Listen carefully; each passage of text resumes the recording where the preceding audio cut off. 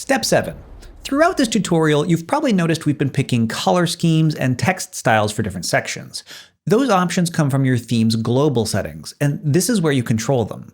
If you change a color here, it updates everywhere that color is used across your entire store. So instead of going page by page, you set your brand colors and fonts once, and everything across your store stays consistent. In the theme editor, go to Theme Settings. That's the gear icon in the upper left.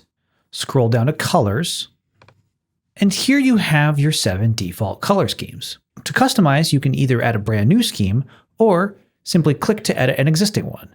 Let's edit Scheme 1. I want to edit Scheme 1's background so it has a little bit more of a natural feel that blends with the rest of the theme of this site.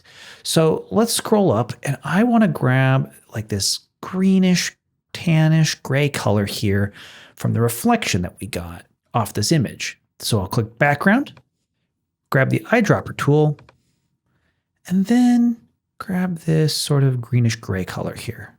I might lighten it up a bit so it actually works better as a background, sort of a pale greenish gray. Now you can see as you scroll through the site that anywhere that Scheme 1 is used, that background has been updated to this new color. Now let's update the button color to something that matches our brand. Now the header section here is using a different color scheme. If we click the hero, we can see that the hero's color scheme is this Scheme 6 because it has transparent background, which makes sense if you're using an image.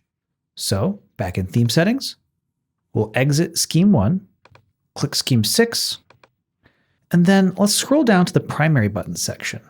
We'll grab the background for the primary button, use the eyedropper tool, and then let's select this orange color from the ampersand. We'll click to lock it in. Now we have a nice orange button, but the black text on the orange button looks a little strange. So let's change the text for the button to a white color that'll give it some nice contrast. There we go. Now that you know how to update colors, let me show you how to update theme fonts.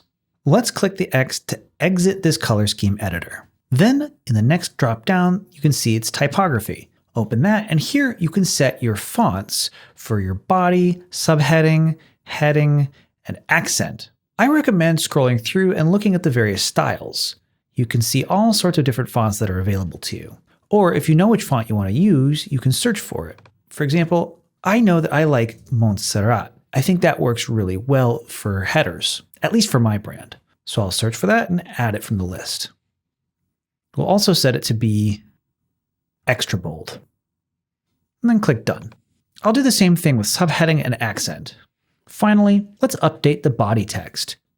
You can use the same font for your header and your body, but it's common to have different ones, to have different looks for each type. You typically want your headers to look nice and bold and capture attention, and you want your body to have fonts that are easy to read. For example, I know that Source Sans Pro pairs well with Montserrat and works well for my brand. But again, play around and find fonts that work for your brand. Here in your typography settings, you can also set your standard size for each different level of heading as well as the paragraphs. When you're happy with how your theme settings have been updated, don't forget to click Save in the upper right.